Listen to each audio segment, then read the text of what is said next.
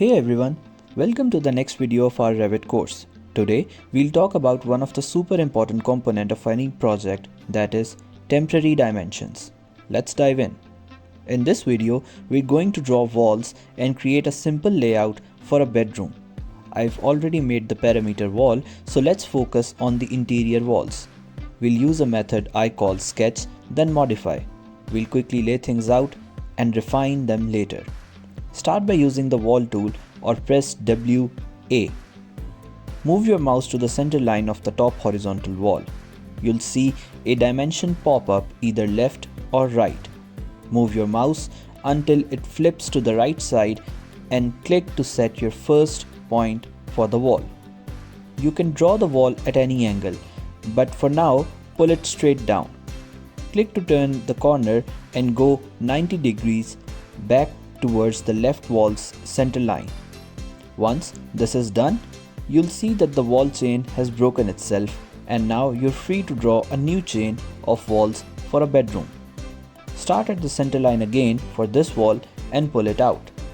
Now let's refine the walls. Select the wall you drew and dimensions will appear. Notice how these little dots on either side of the dimension. You can click or drag them. Click to jump from the center to the wall faces. Move it to the left face of the wall. Do the same for the right face. Now, hover over the dimension value and click to edit. Type in 3 feet. Press enter to move the wall to the new measurement. Next, let's focus on the left wall. A common mistake is selecting a wall that already has a dimension. If you try to edit it, you'll move it back the wrong way.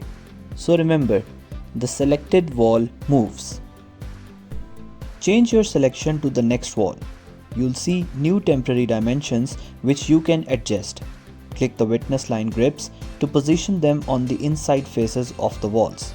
Once done, enter 8 feet. Notice how all connected walls move together when you adjust one. If you find moving these witness lines tiring, there's an easier way. Go to the Manage tab, find Additional Settings, and within Annotations, select Temporary Dimensions. You can set them to faces for walls and openings for doors and windows, and you will be set for the rest of your project.